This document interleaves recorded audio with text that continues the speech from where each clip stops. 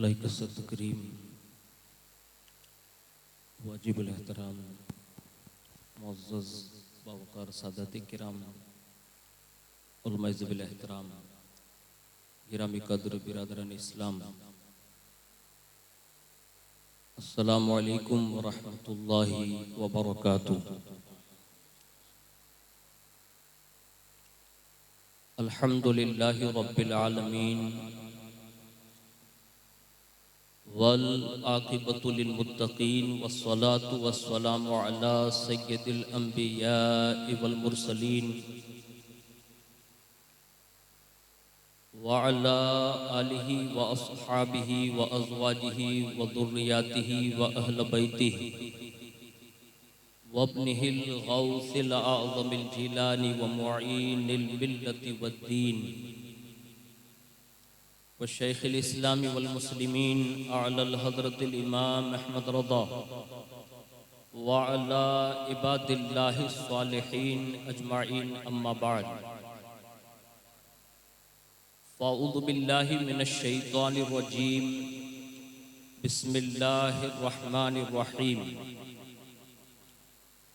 वलिर्रिजालि अलैहिन्न दरजह वक़ाल अर्रिजालु क़व्वामूना Alan निसा। सदक़ल्लाहुल अज़ीम व सदक़ रसूलुहुन नबियुल अमीनुल मुख्तारुल करीम व नहनु अला ज़ालिका लमिनश शाहिदीन व शाकिरीन वल्हम्दुलिल्लाहि रब्बिल आलमीन।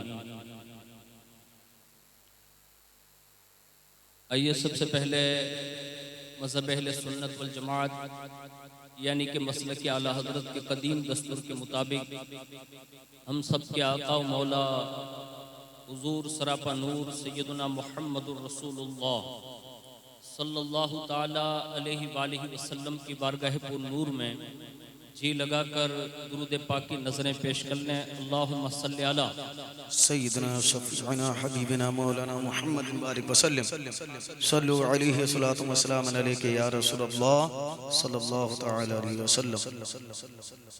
हुसूल बरकत व नजात के लिए एक बार और जी लगाकर दुरूद शरीफ पेश कर लें। अल्लाहुम्मा सल्लि अला सय्यदना शफ़ीअना हबीबना मौलाना मुहम्मद बारिक वसल्लम मादनिल जूदी वल करम व अला आलिहि व अस्हाबिहि व बारिक वसल्लम। इसको कम कर दे, एक मरतबा और बावाज़ बुलंद दुरूद शरीफ पढ़ लें। अल्लाहुम्मा सल्लि अला सय्यदना मौलाना मुहम्मद मादनिल जूदी वल करम व अला आलिहि व अस्हाबिहि व बारिक वसल्लम।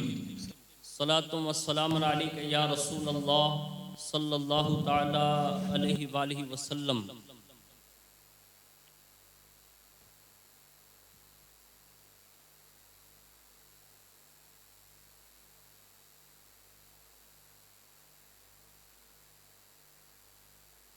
आज हम और आप अल्लाह रब्बुल इज़्ज़त की तौफीक से और उसके प्यारे महबूब सल्लल्लाहु ताला अलैहि वालिहि वसल्लम के तसद्दुक़ से बिलखुसूस पीराने पीर रोशन ज़मीर सैयदना शेख अब्दुल क़ादिर जिलानी अल मारूफ़ गौसुल आज़म दस्तगीर रदी अल्लाह तबारक व ताला अन्हु की निगाह इनायत से जश्न समो शादी के इस खुशी के मौके पर सिलसिला क़ादरिया के सादात किराम की सदारत में इस जलसे में हम और आप हाज़िरी की सादत हासिल कर रहे हैं। अल्लाह रब्बुल इज़्ज़त हमारी आपकी सबकी हाज़िरी को कबूल फरमाएँ और इस हाज़िरी को हम सब के लिए दारैन की नेमतों का सबब बनाएँ। फ़कीर क़ादरी अपनी गुफ्तगू का आगाज़ उन अशार के साथ करने की सादत हासिल करता है जिसमें से थोड़ी सी तरमीम के साथ मैं ये अर्ज़ करूँगा कि तमन्नाए दर्द दिल हो तो खिदमत कर शहज़ादों की। तमन्नाए दर्द दिल हो तो खिदमत कर शहज़ादों की। नहीं मिलता ये गोहर बादशाहों के ख़ज़ीनों में, नहीं मिलता ये गोहर बादशाहों के ख़ज़ीनों में। और न ताजो तख्त में न लश्करो सिपाह में है, न ताजो तख्त में न लश्करो सिपाह में है जो बात मर्दे कलंदर की उस बारगाह में है, जो बात मर्दे कलंदर की उस बारगाह में है। और न पूछ इन खिरका पोशों को, न पूछ इन खिरका पोशों की, इरादत हो तो देख इनको, यदे बैजा लिए बैठे हैं अपनी आस्तीनों में, यदे बैजा लिए बैठे हैं अपनी आस्तीनों में। और कौन अंदाजा कर सकता है इनके जोरे बाजू का, कौन अंदाजा कर सकता है इनके जोरे बाजू का। निगाहे मर्दे मोमिन से बदल जाती हैं तकदीरें, निगाहे मर्दे मोमिन से बदल जाती हैं तकदीरें। और किसी ने माह रजब शरीफ के उस पस मंज़र को देखते हुए जब पहला चांद नज़र आता है तो दुनिया भर से सुन्नी या गरीब नवाज का नाम लेकर अजमेर मोहल्ला की तरफ सफ़र करना शुरू कर देते हैं और ये पूरी दुनिया को इस बात का पैगाम देते हैं कि हुकूमत वक्त याद रखे यहाँ तो कल दूसरा रहेगा, हुकूमत वक्त याद रखें यहाँ तो कोई दूसरा रहेगा। ज़मीने हिंदुस्तान का राजा सदा हमारा ख्वाजा रहेगा। और ये अजमेरी सरकार, ये मेरे ख्वाजा ही कुछ ऐसे हैं, करे सबके दिल पर हुकूमत वो राजा ही कुछ ऐसे हैं। और हिंदू मुस्लिम सिख ईसाई सभी दर पे आते हैं और वो सबकी झोली भरते हैं, दाता ही कुछ ऐसे हैं। एक बार बड़ी मोहब्बत से दुरूद शरीफ सुना दें। अल्लाहुम्मा सल्ली अला सैयदना मौलाना मुहम्मद मादनिल जूदी वल करम वाला आलिहि व अस्हाबिहि व बारिक वसल्लम सलातुम व सलाम अलैका या रसूल अल्लाह सल्लल्लाहु ताला अलैहि व आलिहि वसल्लम। बड़ी मसरत व शादमानी के साथ यहाँ के तमाम सादात किराम और तमाम के तमाम इंगोरा समाज के जिम्मेदारों को और पूरे गांव और अतराफ अकनाफ के सब लोगों को मुबारकबाद पेश करता हूँ कि आपने अपनी कौम की बेटियों के लिए और अपने कौम के जवानों के लिए इतने बड़े शानदार समो शादी का जो आयोजन किया। अल्लाह ताला आपको दोनों जहान में इसकी नेमतें और बरकतें नसीब फरमाएं। इस वक्त की जो सबसे बड़ी ज़रूरत है, जो आप कमोबेश चंद सालों से ये कोशिश में थे और आपकी कोशिशें रंग लाईं और आपने उस मोड़ की तरफ अपने आप को मोड़ लिया है कि जिस कौम को ये समझ जिस दिन आ जाती है ना कि हमारी कौम की तरक्की कैसे हो सकती है और फिर वो उस राह पर चल पड़ते हैं, तो फिर दुनिया की कोई ताकत उन कौमों को रोक नहीं सकती। कामयाबियां खुद आती हैं और कौमों के कदमों को बोसा लेने लगती है। और उसी में आपका ये काम जो आप हर साल करने के लिए अज़्म बना चुके हैं, ये बहुत बड़ा काम है जिसको दुनिया कभी तसव्वुर भी नहीं कर सकती थी कि कोई दी संधीपण एड़ो करें है ने कि पांजी तो बिरादरी जेतरी मशहूर है कि जडे सुधी कहीं वगे नहीं ने ता सुधी पाके तान नहीं अचे अने तडे सुधी वरघोड़ो नहीं चढ़े अने फूले को तो पांजो तो इनी हले ज नहीं। यानी ये समझदारी ने कि ये सब गलत है, हमें वही करना होगा जो करबला के धनी ने हमें पैगाम दिया है। और जब करबला के धनी के इस पैगाम को अपने आप में बिठा लोगे और जिंदगी उनके नक्शे कदम पर चलोगे ना, तो दुनिया आज भी बबांगे दुहल ये कहती हुई नजर आएगी जो सदियों पहले गरीब नवाज ने यूं कहा था, शाह अस्तु हुसैन बादशाह अस्तु हुसैन, शाह अस्तु हुसैन बादशाह अस्तु हुसैन, सरदाद नदाद दस्त दर दस्ते यजीद हक्का के बिना ला इलाहा अस्तु हुसैन। और ये दुनिया बावर कर चुकी है कि जिस दिन इन मुसलमानों को पता चल जाएगा ना कि इमाम हुसैन है कौन और उनका नक्शे कदम क्या है, उस दिन आप देखेंगे दुनिया को बुलाने न जानी पड़ेगी, करबला का धनी ऐसा कर्म करेगा दुनिया हमारे कदमों में नजर आएगी। और उसकी छोटी सी मिसाल में अर्ज कर रहा हूं। अभी मैं बाबा के साथ हाजिर हुआ हूं आपके एक गांव में। अल्हम्दुलिल्लाह मैं इस पे फख्र नहीं करता। मैं जब सबसे पहली बार हाजिर हुआ था ना आपके गांव में, तो मैंने डेरा वाले सरकार से अर्ज किया था, मैंने कहा हुजूर आपका गुलाम कुर्सी पर गुफ्तगू करे ना, इससे बेहतर ये कि आप कोई बेटा अता फरमा दें। और अल्हम्दुलिल्लाह भले सालों के बाद, देर के बाद ही सही, कि उन्होंने नजरे करम की और सैयद अली अकबर बापू को तालीम हासिल करने की तौफीक अता फरमा दी।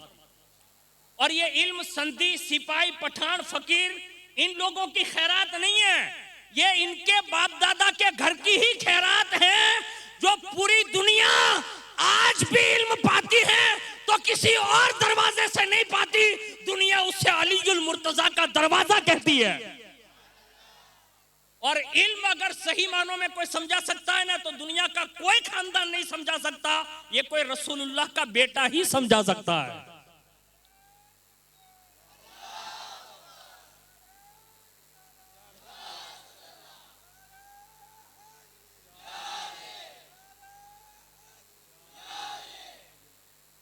मैं किसी से पूछता नहीं, लेकिन मेरा दिल ये कहता है, यहाँ सईदू बापू जलवा फिगन है और अली हैदर बापू हैं, ये बापू के रिश्तेदार हैं। हो सकता है बापू के वालिद साहब और उनके रिश्तेदार भी सुन रहे हो। ये जब गुफ्तगू कर रहे होंगे ना, तो बरकाती के लिए फिर किसी को हाथ उठाने की जरूरत नहीं है, ये सैयदों के दिल खुद ब खुद दुआ देते हैं। हाँ, हम तसव्वुर नहीं कर सकते। मैं खुद भी इस बात पर मतलब आमादा हुआ ना, तो मैंने भी अपने आप में ये सोचा कि ये होगा, लेकिन अली अकबर बापू ने करके दिखा दिया कि सैयद चाहे ना तो स्टेज पे भी बबांगे दुहल तकरीर की जा सकती है। और ये अल्हम्दुलिल्लाह ये तो पहली बार यानी शुरुआत है। और सैयदों के बच्चों को तैरना सिखाना नहीं पड़ता, वो खुद ही तैरना सीख जाते हैं। मैं आपको एक बात और बता दूं, आपके यहाँ 2-3 चैनल चलते हैं, आपने कभी सुना हो तो नहीं मालूम, लेकिन मैं देखता रहता हूं आपको। अभी करीब में एक शख्सियत का इंतकाल हुआ, हुजूर पीर तरीक़त सैयदी सरकार सैयद मोहम्मद शफी मियां बापू कादरी रहमतुल्लाहि ताला अलैह। वो सालों से हमें दास्ताने करबला सुनाते थे। देखा होगा ना वीडियो आपने, आप तो यहीं रहते तो सामने ही देखा होगा। लेकिन मैंने जब ये पहली बार देखा था ना, तो मेरे दिल में ये उमंग भर आई कि काश ये नजरे करम कर दे और इनका कोई शहजादा खड़ा हो जाए। और आज अल्हम्दुलिल्लाह आप इतनी बड़ी तादाद में अपने अभी बापू से गुफ्तगू सुनी, ये यकीन कर लें कि ये हम लोगों का कमाल नहीं है, ये डेरा वाले सरकार का कमाल है कि उन्होंने तुम्हारी निगहबानी के लिए। और अभी मैंने आते हुए कहा कि ढेबर में से जितने भी आपके दोस्त अहबाब आना चाहें आप ले आएं, ताकि ये ढेबर में आने वाले वक्तों में लोग देखेंगे कि जहां हमारा बच्चा एजुकेशन में भी कदम रखे, वहां जहां एक जगह डॉक्टर बनकर खड़ा होगा तो इंशाअल्लाह एक कारी कुरान भी खड़ा होगा, जहां एक इंजीनियर खड़ा होगा तो सामने इंशाअल्लाह आलिम दीन भी खड़ा होगा, जहां एक वकील और पुलिस और जज बनकर खड़ा होगा तो इंशाअल्लाह हमारे समाज के बच्चे और सादात के बच्चे इंशाअल्लाह आलिम रब्बानी बनकर सामने खड़े होंगे। और ये दुनिया की सबसे बड़ी जरूरत है। और मैंने एक पोस्ट और अभी देखी आपके यहाँ की, अल्हम्दुलिल्लाह डेरा वाले सरकार चैरिटेबल ट्रस्ट के द्वारा ये डॉक्टर लोग आएंगे और चेकअप जो फ्री में करेंगे, तो ये पेशकदमी है, यानी शुरुआत है। और आप सालों साल ये करते रहेंगे ना, आने वाली नस्लों को ये पता चल जाएगा कि फजूल खर्ची करने की जरूरत नहीं है, अब अपना पैसा अपनी कौम और अपने दीन में लगाने की जरूरत है। मैं अभी आपकी मस्जिद में भी हाजिर हुआ, मुझे बड़ी खुशी हुई। उससे पहले भी मैं हाजिर हुआ था, लेकिन एक मुद्दत के बाद हाजिर हुआ ना, तो अल्हम्दुलिल्लाह आपका काम देखा, वहाँ करीब में एक मदरसा देखा, दिल बड़ा बाग बाग हो गया। और इन उलमा को मैंने देखा, तो ये आपके अच्छे दिनों की शुरुआत है अल्हम्दुलिल्लाह, कि आप जो भी काम कर रहे हैं अल्लाह उसके रसूल के लिए, अल्लाह गैब से उसकी मदद जरूर फरमाएगा। मैं चंद बातें आज के इस बज़्म के हवाले से अर्ज करने की सादत हासिल करूंगा, वक्त काफी हो चुका है, लेकिन शॉर्टकट में चंद बातें आपके गोश गुजार कर दूं, जिससे हमें और आपको सबको यहाँ से ये सबक लेकर उठना है कि हमारा दीन इस निकाह के मामले में क्या कहता है।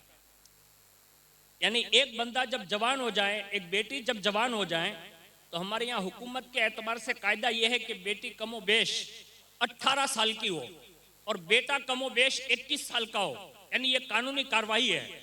हमारा दीन जो है हद बुलूग पर पहुंचने के बाद, जिसको कभी 12 साल कहा, कभी 15 साल कहा, और बेटियों के लिए 9 साल कहा, लेकिन हम हुकूमत के पाबंद हैं, अपने संविधान के पाबंद हैं, इसलिए हम हुकूमत को सपोर्ट करते हुए इन चीजों को भी प्रमोट करेंगे और कानून को सहकारी बनाकर उनके साथ भी चलने की कोशिश करेंगे। लेकिन जब ये बेटे जवान हो जाएं तो माँ बाप के कमोबेश जो फराइज हैं कि अपनी औलाद के मामले में इस्लाम ने जो माँ बाप पर जो फर्ज किया है कि औलाद के लिए क्या क्या जरूरी है, उनमें से 16वां हक औलादों का यह है कि माँ बाप बेटों के और बेटियों के जवान होने के बाद उनके निकाह करवा दें। और ये अल्लाह उसके रसूल का हुक्म है। और अंबिया किराम ने भी शादियां की, निकाह की है। और पूरी कायनात में अब जितने भी निकाह के सिस्टम है, पूरी दुनिया शादियां कर रही है, लेकिन जो तर्ज अमल इस्लाम अता फरमाता है, आप खंगाल कर देख लो, जैसा तरीका मुस्तफा जाने रहमत ने अता फरमाया है, कायनात में निकाह का ऐसा तरीका कोई मजहब अता नहीं कर सकता। और ये इस्लाम की खूबियों में से है। उसमें से सबसे बड़ी खूबी एक अर्ज कर देता हूं कि निकाह की अहमियत का अंदाजा इससे होता है कि बंदा जब निकाह नहीं करता और 2 रकात पढ़ता है ना, तो सिर्फ 2 ही रकात का सवाब मिलता है। लेकिन जैसे वो निकाह कर लेता है, यानी निकाह के बंधन में बन जाता है, तो फरमाया गया अल्लाह ताला उस 1 रकात का सवाब 70 रकात के बराबर कर देता है। यानी ये हमारे यहाँ इबादत में इजाफे का सबब है। हमारे यहाँ जहां हम गुनाहों से बचने की बात करते हैं, वहां ये नेक आमाल में बरकतों का सबब बनता है। और सैयदना सिद्दीक अकबर फारूक आजम रदी अल्लाह ताला अन्हु अपने समाज को, अपनी कौम को और अपने गुलामों को ये पैगाम देते थे कि अपनी औलादों के निकाह करने में जल्दी करो। लोग कभी कभी ये कहते हैं ना कि भाई अभी तो गुर्बत है, कैसे करेंगे? तो ये समो शादी जो हो रही ना, माशाल्लाह, ये जहां गरीबों के लिए एक सबक है, ऐसे में यहाँ के अतराफ अकनाफ से आने वाले मालदारों से भी अर्ज करूंगा, आप कभी ये ना सोचिए कि क्या मालदार भी लोग इसमें शादी करा सकते हैं? बिल्कुल करा सकते हैं। वजह मैं आपको बताऊं, क्योंकि आज हमारे यहाँ जितनी भी रस्में आई ना, वो मालदारों को देख देख कर आई। यानी मालदार जब गलती करता है तो गरीब भी व्याज में लेकर ये सारे कारनामे अंजाम देता है। तो जब मालदार भी इसमें जोड़ाते जाएंगे, ये नेक काम में सपोर्ट करते जाएंगे, अपने बच्चे और बच्चियों के भी निकाह करेंगे, तो गरीब कभी अपनी गुर्बत का उसे एहसास नहीं होगा कि मैं गरीब हूं इसलिए शामिल हो रहा हूं, बल्कि मेरे गांव का मालदार भी शरीक हो रहा है, तो वो शौक से अपने बेटे और बेटियों का नाम लिखवाएगा, जो सिर्फ उनके सवाब का सवाब नहीं बनेगा, बल्कि इनके साथ साथ में अल्लाह मालदारों को भी सवाब अता फरमाएगा। इसमें कोई बेइज्जती नहीं है। और सादगी से निकाह करना, और खास करके समूह वगैरह करके पूरी कौम को फजूल खर्ची से बचाकर अपनी कौम का पैसा बचा लेना, ये खुद अल्लाह और उसके रसूल की तरफ से हमें और आपको हुक्म है कि फजूल खर्ची न करो, शैतान के भाई न बनो, इसराफ न करो, ये कहकर हमें रोका। इससे पता ये चला कि हम सिर्फ अपने समाज को सपोर्ट नहीं कर रहे हैं, बल्कि अल्लाह और उसके रसूल के हुक्म की फर्माबरदारी कर रहे हैं। एक मिसाल देता हूं कायनात में, और ये हर जगह दी जाती है, लेकिन ये मिसाल पूरी कायनात के लिए काफी है। रसूलुल्लाह चाहते तो अपनी बेटी के निकाह के लिए क्या नहीं कर सकते थे। यानी जिनके इख्तियार में अल्लाह सारी जन्नतें दे रहा है, पूरी कायनात दे रहा है, सुल्ताने बहरोबर और सुल्ताने दारैन बनाकर भेज रहा है, फिर भी रसूलुल्लाह अपनी बेटी का सादगी के साथ निकाह करके कयामत तक आने वाले उम्मतियों को पैगाम देते हैं, गरीब हो तो मेरी सुंदर समझकर अपनी बेटी की निकाह करना, अगर अमीर तरीन हो तो मैं कोई चटाई पर बैठने वाला कोई मजबूर नहीं हूं, मदीने की चटाई पर बैठकर अर्शे आजम के खजानों की चाबियां हाथ में रखता हूं। यानी अगर आप करोड़पति है, खरबपति है, तो भी शर्म महसूस न करें, मालदारों को भी अपनी बेटियों के निकाह सादगी के साथ करना, यह भी रसूलुल्लाह की सुन्नत मुबारक है। और ये हमें और आपको सबको समाज को दिखाना होगा और पूरी दुनिया में ये बावर करना होगा। और एक बात अर्ज कर दूं जिससे आपके दिल में ये एहसास बैठ जाए कि कायनात में हजरत सैयदना उस्मान गनी जैसा कोई मालदार नहीं। लेकिन रसूलुल्लाह ने 2 बेटियां दी है। आप उनके निकाह के मुतालिक किसी भी तारीख में उठाकर देखिए आप। हद तो ये है कि अपना खजाना सिर्फ इसलिए तैयार रखते थे कि जब भी मुस्तफ़ा का इशारा मिले और हुजूर के गुलामों पर खर्च करने का मौका मिल जाए।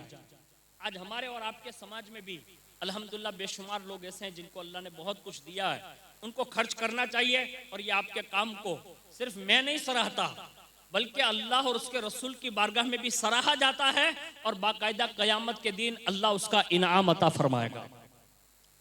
ये दूसरी बात अर्ज कर देता हूँ, एजुकेशन के मामले में कोई मुसलमान पीछे न रहे।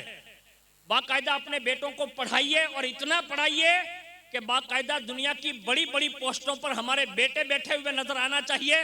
इसलिए कि इल्म जो है वो आज भी किसी यूनिवर्सिटी से तकसीम नहीं होता, वो आज भी मकीने गुंबदे खजरा के दरबार से तकसीम होता है। जब गैरों के बेटों को इतना एजुकेशन दिया जा सकता है, नॉलेज दिया जा सकता है, तो क्या मुस्तफ़ा जाने रहमत के गुलामों को मैसर नहीं आएगा? आएगा, जरूर आएगा। शर्त यह है हमें अपने बेटों को बढ़वाना होगा, बाकायदा एजुकेशन के मैदान में उतारना होगा। मैं कभी कभी ईसा भाई से, अमन भाई से और दूसरे दोस्त अहबाब से सुनता हूँ ना कि उनके खानदान का फला बेटा फला परीक्षा दे रहा है। अभी मुझे सुनाया तो मुझे हैरत हुई कि आज भी हमारी कौम में ऐसे जवान भी मौजूद हैं। मेरे ख्याल से वो बच्चा यहाँ आ चुका होगा, यानी उसका एग्जाम शुरू था, वो वापस गया, एग्जाम देके फिर वापस आया। वो कौम के बच्चों को सबक देना चाहता है कि जब अपने लक्ष्य के लिए लड़ोगे ना तो दुनिया लाख तुम्हें हटाना चाहेगी, तुम्हारा नॉलेज तुम्हें कुर्सियां अता कर देगा। और ये बात बावर करानी चाहिए। एजुकेशन पे खूब ध्यान दो, बाकायदा खुद पढ़ो भी, अपने बच्चों को भी पढ़ाओ। और खास करके इस प्रसंग के मौके पर जो मियाँ बीवी के बंधन में बनते हैं, यानी जिनके निकाह होने वाले हैं, हो सकता है दूल्हे यहाँ ना आए हो, लेकिन हो सकता है उनके वाली आए होंगे। मेरी वो बहनें भी यहाँ तक ना आ सकती होगी, लेकिन उनके घर की औरतें, माएँ बहनें या उनके भाई अहबाब वगैरह ज़रूर आए होंगे। तो ये दोनों जो निकाह के बाद आपस में एक नया रिश्ता तय होता है, उसकी खूबसूरती ये है कि एक खानदान का बेटा होता है, दूसरे खानदान की बेटी होती है। अल्लाह दोनों की वजह से पूरे खानदान में मोहब्बत पैदा फरमा देता है। आज हमारे यहाँ एक सबब ये भी है, संति हंदायती वधारे मशहूर है ना तो बादवामा ये हंसाने वाली बात नहीं है। मैं जो कह रहा हूँ, मैं खुद संति हूँ, मुझे मालूम है ना कि बस टांगा खेचन में मशहूर है। अब इसको भूल जाओ, ये सैयदों के कदमों में बैठते हो, अदब सीख जाओ। अपने भाई को तरक्की करता देखो ना, दुआ दो कि अल्लाह मेरा भाई तरक्की कर रहा, अल्लाह उसे और तरक्की दे। दुआ करोगे ना तो अल्लाह तुम्हारी नस्लों को भी तरक्की अता फरमाएगा। और ये मिजाज बनाना होगा। हसद से किसी का हम कुछ नहीं बिगाड़ सकते। शौक पैदा करो, रश्क करो, अल्लाह ताला तुम्हें उसका इनाम अता फरमाएगा। लेकिन सुनो, जब ये दो बंधन बनते हैं तो उसमें फजीलत में भी हम लोग कभी लड़ पड़ते हैं। कोई चाहिए इंगोरा है, ये दल है, ये समा है, ये गाहा है। बिरादरी भी अल्लाह उसके रसूल के यहाँ कुछ नहीं है, कोई किसी से अफजल नहीं है। अल्लाह ने खुद फैसला फरमा दिया है, इन्ना अकरमकुम इंदल्लाहि अत्काकुम, तुम में सबसे ज्यादा इज्जत वाला वो है जो अल्लाह से सबसे ज्यादा डरता है। अया तो पा बोतरे मर्डर करी नुख्या ना तो जगह पांचो खानदान वधारे मशहूर है। ये मशहूरपना नहीं है, ये इज्जत नहीं है। इज्जत ये है कि ये चेक करो कि तुम्हारे खानदान में से सबसे ज्यादा मस्जिद में कौन जाता है। मैं भी आपके यहाँ आया हूँ, माशाल्लाह आप इतनी बड़ी तादाद में हैं। हो सकता है ये ढेबर है ना, ये गांव ढेबर है, बाजू में भेनकवड़ है, वहां से भी आए होंगे, आजू बाजू के गामड़े से भी हो सकता आए हो। लेकिन मैं यहाँ की मस्जिद की बात कर रहा हूँ। अगर आपके यहाँ भी यही हाल है जो यहाँ है, तो मैं आपको पैगाम देकर जाता हूँ, अल्लाह के लिए यहाँ से उठने के बाद अपने दिल की तख्ती पर इसको लिख के उठिएगा। मैंने अभी ईशा की नमाज में आपके यहाँ हाजिरी दी।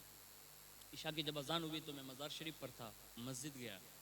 मैं जब पहुँचा और फारिग हुआ तो जमात हो चुकी थी।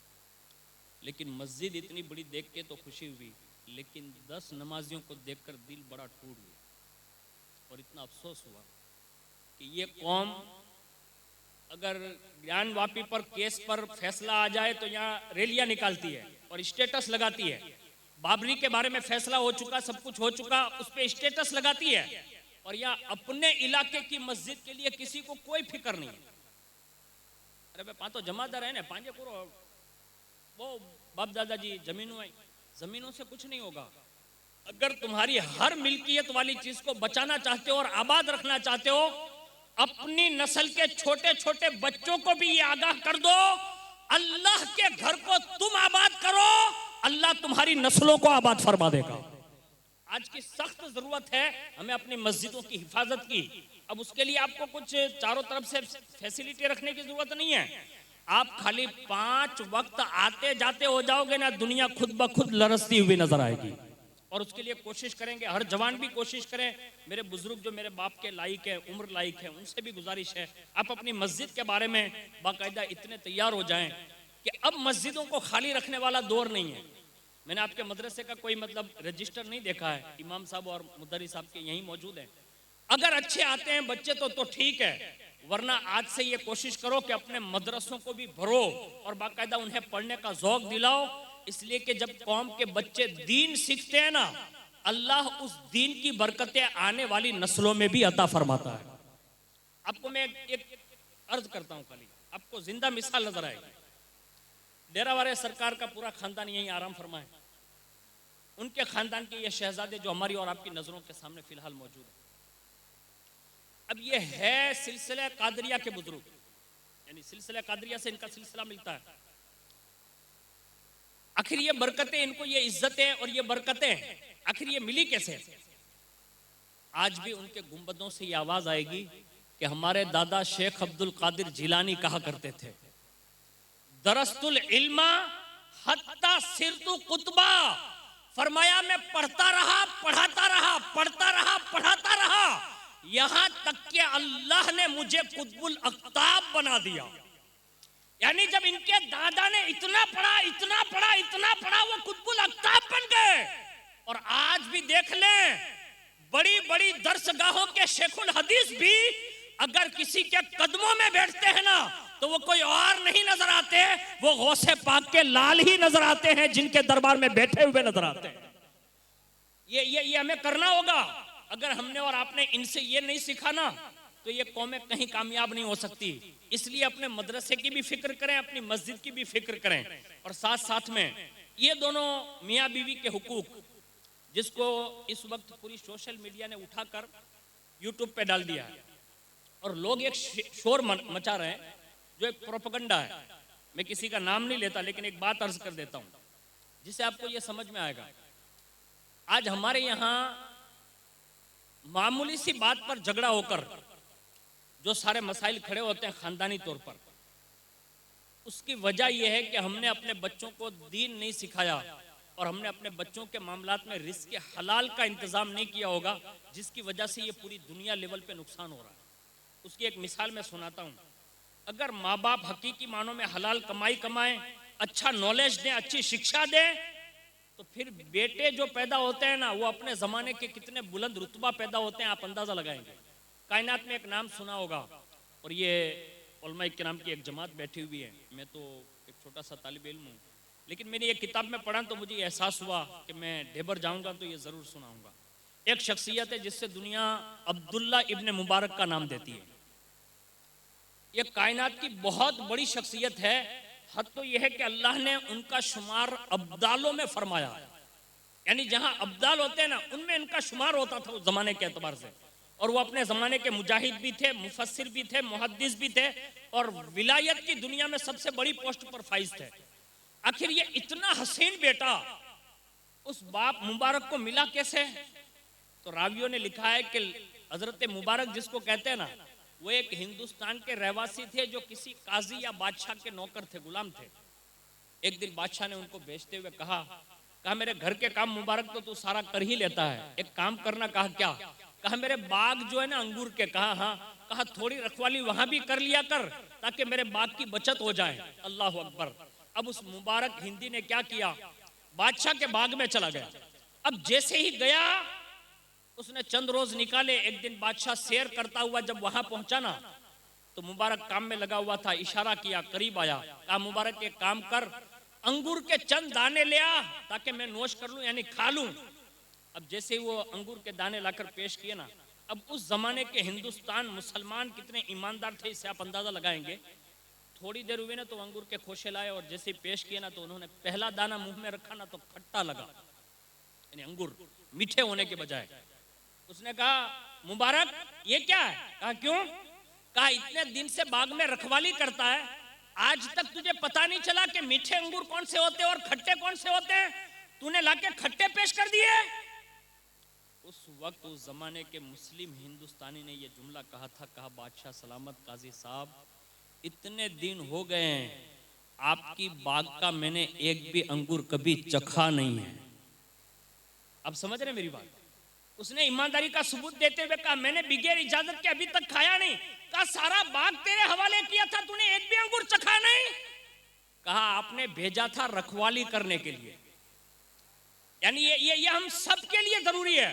अगर मैं अकबर बाबू को खाली ऐसे साथ में ले आता ना तो मुझे इतनी दुआएं ना मिलती जितनी अभी इनके रिश्तेदार दे रहे होंगे, क्योंकि मुझे इन्होंने खाली घुमाने के लिए इनको साथ नहीं दिया, बल्कि उनकी भी तमन्ना यह है कि जैसे तू कुर्सी पे बैठ के तकरीर करता है और मिंबर पर बैठ के तकरीर करता है ना, ऐसा ही डेरा वाले सरकार का शहजादा भी तकरीर करना चाहिए। तो ईमानदारी यही थी कि उनसे कुछ बुलवाया जाए और अभी शुरुआत है। ये इमाम साहब बैठे हुए, आप इनसे पूछिए हजरत नाजरा क्लास में जो बच्चा पढ़ता है वो कभी तकरीर करता है? यहाँ तक कि मैंने ऐसे लोगों को हजरत देखा है मेरी जिंदगी में कि राबिया तक पहुंच जाते हैं तो ऐसे ऐसे कांपने लगते हैं। पता ये चला ये शेर दिल लोग होते हैं, यानी शेर खुदा का फैजान, कि ये इनके बड़े बुजुर्गों के सामने और इतनी पब्लिक के सामने, मैं खुद बताऊं ना मैं इस फील्ड का बहुत बड़ा मतलब खिलाड़ी रह चुका हूं, ऐसे ऐसे टांगे कांपने लगती है, लेकिन ये बंदा बिला झिझक बोलता है। पता ये चला ये सिर्फ बरकाती की काविश नहीं है, इनके बाप दादा की दुआओं का सहारा है। और ये पावर सैयद का बोलता है कि जिसके जरिए लोगों तक पैगाम पहुंचाया जाता है। आज हमें भी कम से कम चलो सबकी तो रखवाली नहीं करते, अपने बेटों के मामले में तो रखवाली करो। अल्लाह ने बेटा दिया है, वो स्कूल जाता है कि नहीं आपको चेक करना चाहिए। वो रात में कितने बजे सोता है वो चेक करना चाहिए। दोस्तों के साथ खाली घूमने तो नहीं चला जाता, ये चेक करना चाहिए। हमारी बेटी के पास अगर मोबाइल है तो इसको भी चेक करना चाहिए। हमारी बेटी अगर स्कूल तक जाती है, सगा भाई छोड़ने जाएं और बाप भी लेने जाएं, बीच रास्ते में एक लम्हे के लिए भी अपनी कौम की बेटी को इलाहिदा करने की जरूरत नहीं है, इसलिए कि ये भयानक दौर से हम और आप गुजर रहे हैं और ये सब अमानत में दाखिल हैं। अगर हमने और आपने सिर्फ अपने अपने घर की जिम्मेदारी ले ली ना, अल्लाह से उम्मीद की जा सकती है कि हमारे बेटे भी अब्दुल्ला इब्ने मुबारक के नक्शे कदम पर चल सकते हैं, लेकिन ये करना होगा। मुबारक ने कहा बादशाह काजी साहब मैंने एक भी अंगूर चखा नहीं है। अब जब इतना सुना ना तो उसके दिल में एक उमंग जाग उठी। बादशाह ने कहा मुबारक, कहा क्या, कहा निकाह हो चुका है? कहा नहीं। जब ये सुना ना कि निकाह हो चुका है नहीं, तो कहा निकाह करना चाहते हो? बस इतना सुनना था। उसके पैरों के नीचे से जमीन खिसक गई। उसने कहा बादशाह सलामत मैं तो गुलामी की जिंदगी गुजार रहा हूँ, यानी गुलाम हूँ आपका, मुझे कौन बेटी देगा और यहाँ तो मुझे कोई पहचानता भी नहीं। बादशाह ने ईमानदारी देखते हुए एक जुमला कहा, कहा मुबारक निकाह करना चाहता है? कहा हाँ। कहा जा बादशाह अपनी बेटी का निकाह तेरे साथ करेगा, यानी खुद रिश्ता वही तय किया बाद में और कहा मैं अपनी बेटी दूंगा। कहा बादशाह मजाक तो गुलाम की नहीं कर रहे हैं? कहा कोई मजाक नहीं है, और बड़ी शान से अपनी बेटी को तैयार किया और कहा बेटी ये गुलाम है लेकिन बड़ा अमानतदार है। पता ये चला बेटी का हाथ देने से पहले अमानत देखी जाए कि ये बेटा अमीन है कि नहीं, यानी अमानत देखी और कहा बेटा जो इतनी बड़ी बाग में एक इतनी मुद्दत के बाद एक अंगूर भी बगैर इजाजत के नहीं खा सकता, मुझे विश्वास है वो जिंदगी में कभी तुझे तकलीफ नहीं पहुंचाएगा। ये सोचकर उन्होंने इनका निकाह किया और निकाह जब कर दिया ना तो एक रिवायत जो मैंने अपने शेख से सुनी है उसमें ये इजाफा है। मेरे पास जो किताब है उसमें ये वाकया लिखा हुआ है, इसका नाम है बहार ज़िस्त, किताब का नाम है। उसमें ये बात नहीं है, मेरे शेख ने इसको बयान किया। उसमें उन्होंने ये जुमला कहा, कहा जब निकाह हो गया ना तो कमो बेश 40 दिन तक अपनी बीवी से मुलाकात नहीं की। कितने दिन? 40 दिन।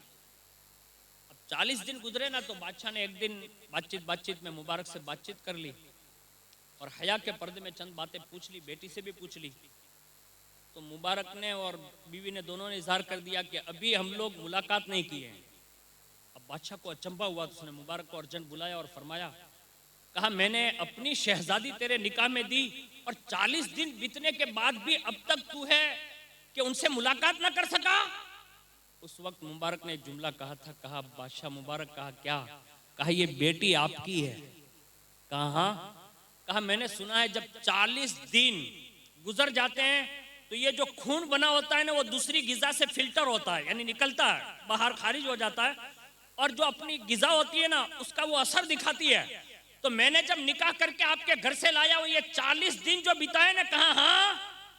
कहा वो पहले आपके घर का खाना खाती थी, मैंने 40 दिन अपने पसीने की कमाई खिलाई है, यानी ये हलाल कमाई मैंने खिला के ये खून जो है वो ट्रांसफर किया। अब वो वक्त है कि मैं मुलाकात करूंगा। और जब उसने 41वें दिन मुलाकात की और एक 9 महीने के बाद अल्लाह ने जो उसे फूल अता फरमाया ना, दुनिया उससे हजरत अब्दुल्ला इब्ने मुबारक कहती है। यानी ये लोग थे जिन्होंने ये काम किए और बाकायदा अल्लाह रब्बुल इज्जत ने उनके कामों को सराहा और उन्हें ऐसी नस्लों से और ऐसे बेटों से सरफराज किया। अब तमाम अहबाब से भी गुजारिश है कि दिल के कानों से इन बातों को सुनिए। और मैं सरसरी तौर पर सबसे पहले मर्दों के हुकूक जो औरतों पर है, उसमें सबसे पहला हक जो मर्द का बनता है वो ये है कि औरतें अपने शोहरों की फर्मा बरदारी करें। यानी शोहर जो भी हुक्म दे और वो शरीयत के दायरे में हो, तो कायनात की तमाम औरतों को चाहिए कि वो अपने शोहर की फर्मा बरदारी करें। उसमें किसी के लिए भी कोई बांछोड़ नहीं है। और उसका इनाम कितना बड़ा है, अपनी कौम की बेटियों को ये समझाना। सबसे पहला इनाम रसूलुल्लाह सल्लल्लाहु अलैहि वसल्लम ने ये इरशाद फरमाया, मोमिन ने अल्लाह के तकवे के बाद नेक बीवी से बेहतर कोई भलाई हासिल नहीं की। और वो नेक बीवी को अगर हुक्म दे तो वो इताअत करती है, उसकी तरफ देखे तो खुश करती है, और उस पर वो अगर कसम खा ले तो पूरा कर देती है। और अगर वो गायब रहे शोहर तो वो उसके माल की भी हिफाजत करती है, औलाद की भी हिफाजत करती है, और खुद की जान की भी हिफाजत करती है। ये पहला इनाम रसूलुल्लाह सल्लल्लाहु अलैहि वसल्लम ने ये इरशाद फरमाया। और आगे अल्लाह के प्यारे हबीब सल्लल्लाहु अलैहि वसल्लम ने इरशाद फरमाया, जो सबसे बड़ा इनाम है औरतों के लिए, कि अगर वो अपने शोहर की फर्मा बरदार है तो उससे किसी से दुआ कराने की जरूरत नहीं, अल्लाह ने उससे इतना बड़ा इनाम दिया है। आगे हुजूर इरशाद फरमाते हैं, औरत अगर 5 वक्त की नमाज पढ़े, रमजान शरीफ के रोजे रखे, अपने आप की हिफाजत करे और अपने शोहर की फर्मा बरदार बने, तो हुजूर फरमाते हैं जन्नत के 8 दरवाजे उसके लिए खोल दिए जाएंगे। वो जिसमें से जाना चाहे अल्लाह उसे इजाजत अता फरमा देगा, वो दाखिल हो जाएगी। पता ये चला खाविन की फजीलत रसूलुल्लाह ने बयान की, अल्लाह ने भी बयान की, और औरतों के लिए फायदे की बात कही। अभी ये सोशल मीडिया पर ये कहते हैं, माज़ल्लाहि रब्बिल आलमीन, कहते हैं कि मुसलमानों में औरतों को मतलब कैदी बनाया जाता है। मैंने कहा कैदी नहीं बनाया जाता, जन्नत की मलिका बनाया जाता है। यानी फर्मा बरदारी में अल्लाह ने जन्नत के 8 दरवाजे खोल के रखे हैं। बस सिर्फ फर्मा बरदारी करें, अल्लाह ताला उस औरत के लिए दुनिया भी आबाद कर देगा और इंशाअल्लाह जन्नत में भी बिला हिसाब दाखला अता फरमाएगा। तो ये पहला काम है। दूसरा, मर्द के जो हुकूक होते हैं उनमें से हक के ज़ौजियत जिसको कहते हैं, तो उस पर भी उसकी फर्मा बरदारी करना ये औरत पर फर्ज है। यानी उसमें वो किसी हाल में भी इनकार नहीं कर सकती। यहां तक कि रसूलुल्लाह ने इशारा किया, फरमाया अगर तुम किसी भी दुनिया के काम में मशगूल हो, यहां तक कि अगर रोटी भी पका रही हो और शौहर तुम्हें तलब फरमाए, तो फरमाया ये खाना छोड़ दे, पहले शौहर की आवाज पे लब्बैक कहे। ये हुक्म है। और उसमें ये भी नहीं पांचे उड़ा तो एड़ो पड़े ना, मालदार जी छोकरी हो तो जी अच्छे ही करी सके, ऐसा कुछ नहीं है इसमें। मालदारों के गरीब की बेटी हो, सबको चाहिए कि अपनी बहनों को ये पैगाम देकर भेजे कि बहन जब तक निकाह नहीं हुआ था तो हमारी लाडली थी, अब उस घर की तू मलिका बनकर जा रही है। अब जो तेरा शोहर है वो तेरा मालिक है, और वही जो हुक्म दे बादशाह है, वो जो हुक्म दे उसकी फर्मा बरदारी करना। पता ये चला औरत के लिए जन्नत उसी वक्त मुमकिन है जब वो अपने शोहर की हक के ज़ौजियत के साथ उसके तलब पर फर्मा बरदारी करेगी। ये अल्लाह उसके रसूल के फैसले हैं। तीसरा सुनिए, आज हमारे यहाँ कभी कभी, आपकी भाषा में तो मैं नहीं जानता, लेकिन हम लोग गुजराती है, गुजराती बोलते हैं, आप कच्छी बोलते हैं, तो कभी कभी ऐसा होता है कि कभी खुद की बीवी भी तोछड़ाई से बात कर लेती है। आप समझ रहे हैं तोछड़ाई? समझ रहे हैं? यानी वर्ड मतलब गलत यूज करती है, छोटा, जिसको अपनी भाषा में यूं कह लेंगे, जैसे मौलाना रियाज साहब हैं, अब मैं उनको बुलाऊं कि आप यहाँ आइए, ऐसा होता है। और शागिर्द होने के एतबार से यूं कहूं कि रियाज यहाँ आओ, तो ये दोनों में फर्क है ना, आइए और आ, इसमें फर्क है। तो इसी तरह कभी कभी औरतें भी अपने शोहर को उस नाम से बुला लेती है। उस पे भी अल्लाह उसके रसूल ने ताकीद फरमाई कि चाहे वो घर में रहे चाहे बाहर, शोहर को जब भी वो आवाज देना तो बड़े एहतराम से आवाज दें। यानी उनका अदब इस हाल में भी, बात करने में भी फर्ज है, और ये उसका हक है जो उसे देना पड़ेगा। इसलिए बहनों को ये चाहिए कि जब भी औरत बात करे ना, तो अपने शोहर के इज्जत और एहतराम के साथ बात करें।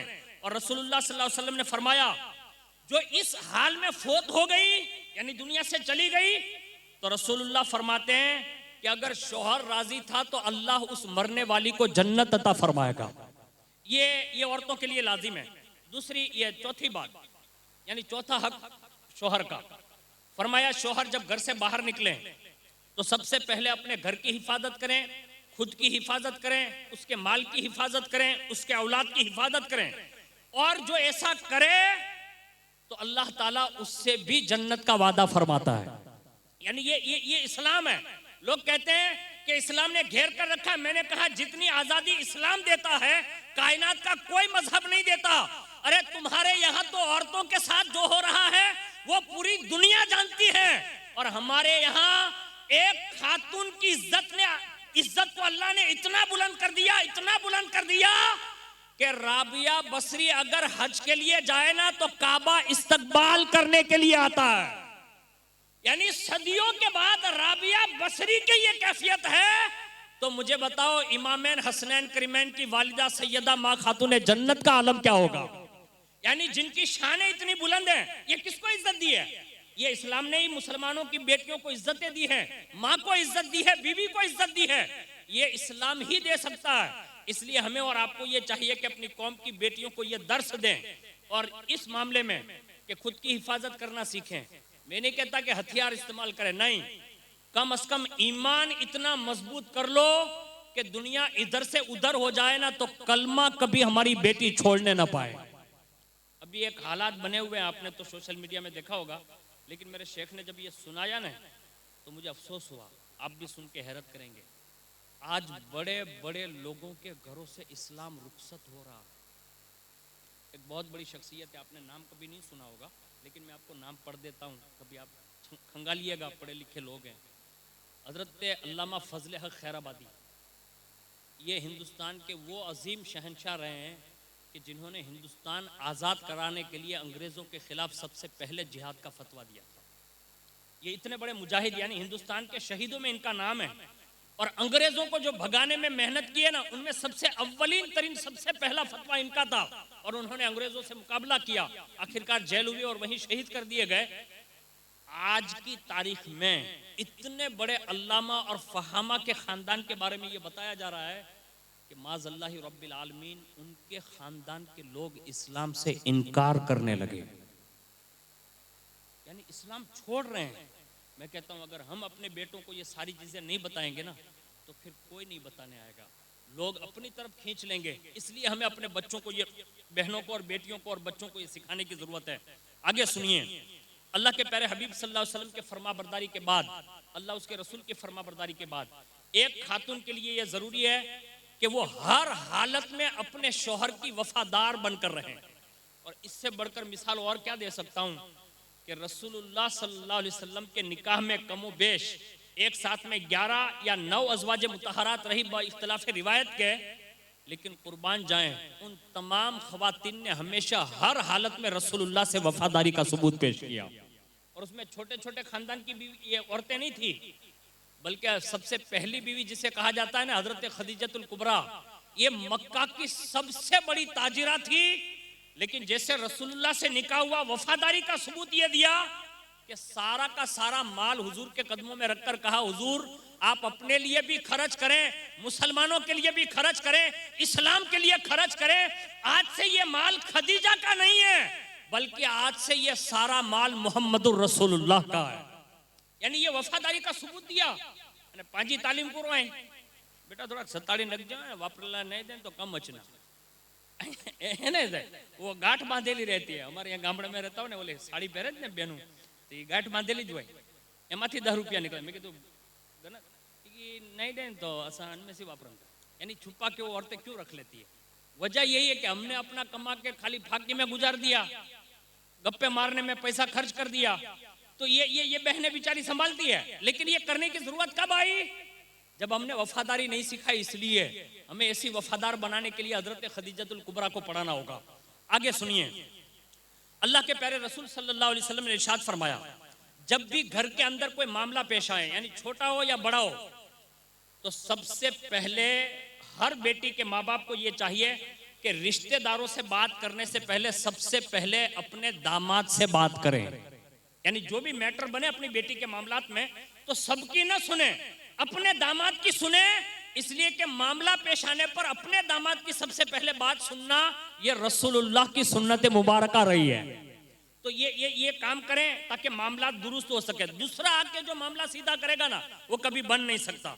आगे सुनिए, अल्लाह के प्यारे हबीब सल्लल्लाहु अलैहि वसल्लम ने आगे एक जगह पर इरशाद फरमाया जो इस्लाम ने हक साबित किया, औरत अपनी इस्मत की हिफाजत करें, अपनी इज्जत खुद भी बचाएं, उसी में शोहर की भी इज्जत बचेगी। पासदारी करें, और किस हद तक पासदारी करें? अपने आप को सरापा मां सैयदाए कायनात का नक्श कदम पर चलते हुए सरापा अपने आप को बावफा बनाएं, बा तहारत और बा इस्मत बनाएं। इसलिए कि औरत को सबसे ज्यादा अगर किसी पर विश्वास है तो उसका शोहर होता है, और शोहर को अगर सबसे ज्यादा विश्वास होता है ना, तो वो अपनी होने वाली बीवी पर होता है। अगर हम और आप अपनी बेटियों को ये बात बता देंगे ना, तो कायनात का कोई भेड़िया आकर हमारी कौम की बेटी का हाथ पकड़कर ले जा नहीं सकता, क्योंकि हमने दीन सिखाया नहीं ना। इसलिए ये फितना बपा हुआ और पूरी कायनात में फैला गया। इसलिए खुद भी अपने आप की हिफाजत करें।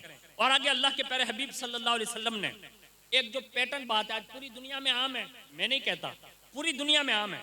मिसाल के तौर पर अगर मेरी तनख्वाह कोई पूछे और मैं लोगों के सामने जाहिर करता फिरूं, और खास करके जब घर वाली पूछे ना, तो आदमी छुपाता है, राज रखता है। उसकी एक वजह इस्लाम ने यह बताई कि बीवी के सामने अपनी कमाई का इजहार ना करो, इसलिए कि वो हद से बढ़ने वाली है, कभी ना कभी मुतालबे में ज्यादती कर देगी, तो आपकी आमदनी से ज्यादा खर्चा मांग सकती है। इसलिए इसको राज रखने का हुक्म है। लेकिन ये बात हमेशा अपनी कौम की बेटियों को सिखाना चाहिए कि बेटा, तुम्हारे शौहर की कमाई से ज्यादा कभी मुतालबा ना करना। और उसकी पूरी दुनिया में एक मिसाल में देता हूं, जिससे आपको ये अंदाजा होगा कि माँ बाप जब खुददार हो और अपनी बेटियों को खुददार बनाए ना, तो वो अपने शौहर से भी सवाल करने से पहले 100 बार सोचती है। और उसकी एक मिसाल पूरी दुनिया में सैयदाए कायनात माँ खातून जन्नत रदी अल्लाह तबारक व तआला अन्हा की दी जाती है कि मौलाए कायनात ने एक बार देखा ना कि चादर में चंद पैवंद लग चुके हैं, अब पैवंद लगाने के लिए भी कपड़ा नहीं है ना, तो फरमाया कहा शहजादी रसूल एक काम करो ना, बाबा चादरें भी तकसीम करते हैं, गुलाम तकसीम करते हैं, सब कुछ सबको देते हैं, आप अपने लिए भी तलब कर लें। अब शोहर का हुक्म था, चली तो गई, सगे बाप यानी वालिदे मोहतरम से सवाल करना है, लेकिन सवाल की हिम्मत न हुई, इसलिए कि रसूलुल्लाह ने गैरत पिला कर भेजा था और ये बताकर भेजा था कि बेटा, जिंदगी में कभी अलीयुल मुर्तजा से कभी कोई चीज का मुतालबा न करना। यानी इतनी गैरत पिलाई थी, सामने से अलीयुल मुर्तजा ने भी भेजा ना, तो अपने बाबा से भी सवाल करने में गैरतमंद बनी रही, सवाल न किया, वापस हो गई। जब अज़वाज मुतहरात ने अर्ज किया ना, कहा शहजादी आई थी, बाबा तो बाबा ही है, बाप बाप ही होता है। फौरन रसूलुल्लाह तशरीफ ले गए, पूछा बेटी घर तशरीफ लाई थी? कहा हाँ बाबा। कहा कैसे आना हुआ? अब देखिए हया, देखिए कुछ बोली नहीं, कहा मेरे सरताज अलीयुल मुर्तजा ने भेजा था। इतने में थोड़ी बात हुई ना, तो मौलाए कायनात भी आ गए। बातचीत में हुजूर ने पूछा अली कैसे भेजा था? तो कहा या रसूल अल्लाह, बात ये थी कि अब शहजादी के पास ये कपड़े जो है उसमें इतने पैवंद है, पैवंद लगाने के लिए भी अब कपड़ा नहीं है, तो मैंने ये पैवंद का कपड़ा लाने और एक गुलाम लाने के लिए यानी कनीज लाने के लिए भेजा था, लेकिन वो हया के मारे आपसे कह ना पाई। अल्लाह अकबर। अब आप सोच सकते हैं कि जब माँ बाप इतने गैरतमंद होते हैं ना, तो बेटी फिर मलिका फिरदौस से बरी बनती है। और ये नुफूस कुद्सिया ने हमें सिखाया, हमें अपनी बेटी को बताना होगा कि थोड़े खर्च पर किफायत करें, यानी अपने आप को फजूल खर्ची से बचाएं। अब फजूल खर्ची से मैं ये नहीं कहता कि खाली वो शोहर खर्च करे और उसके माँ बाप खर्च करे, हरगिज नहीं ये कहता, बल्कि बचाने और किफायत करने का मेरा पैगाम ये है कि जब शोहर की कमाई में से आधा हिस्सा खुद ही बचाकर औरत रखेगी, तो कम से कम उसके बच्चों के लिए अच्छी तालीम में खर्च करने में वो काम आएगा, अच्छा एजुकेशन वो दिला सकेगी, अच्छा बाकायदा उसे वो प्रमोट कर सकेगी।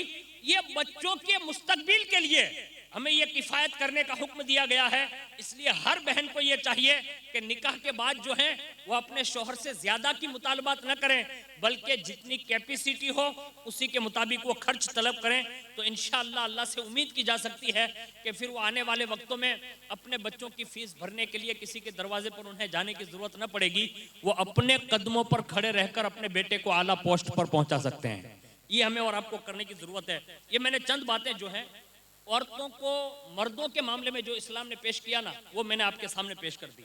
अब सरसरी तौर पर बहनों के लिए हम सब पर जो फर्ज है, सबसे पहला होने वाली बीवी के साथ सबसे पहला जो हक है उसका, अल्लाह के प्यारे हबीब सल्लल्लाहु अलैहि वसल्लम के फरमान के मुताबिक और कुरान के फरमान के मुताबिक, कुरान ने खूबसूरत बात कही, इरशाद फरमाया व अखज़ना मिनकुम मीसाकन गलीज़ा, इरशाद फरमाया वो तुमसे पुख्ता अहद ले चुकी है।